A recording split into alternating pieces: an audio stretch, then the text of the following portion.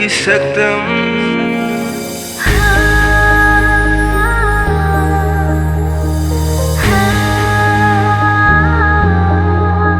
leptuna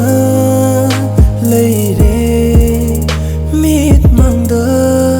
nanggi saktam lay hore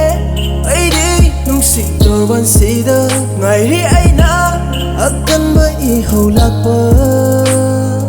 ai kray aigi nungsing hong sati maset tana kai krasenu matanta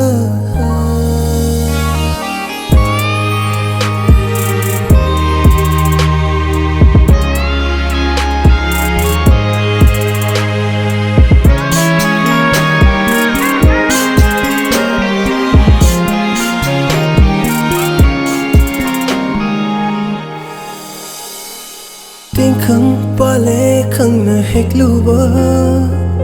apang ba ai ki ra loi ho re apang ba ai ki ra loi ho re tiếng khăng ba lệ khăng na hek lu ba apang ba ai ki ra loi ho re awa ba khang ba na ye sarup ni nungai ba na nanggi punsi kong sat ni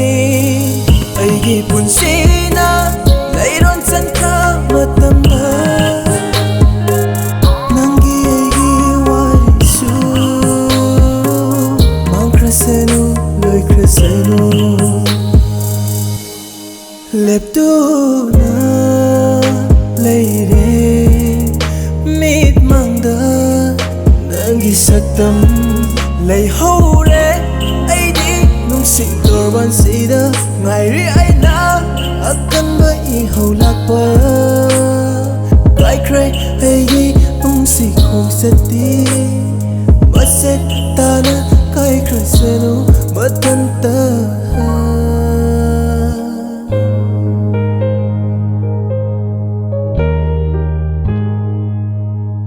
lay hore aidi nungsing torban sida ngairi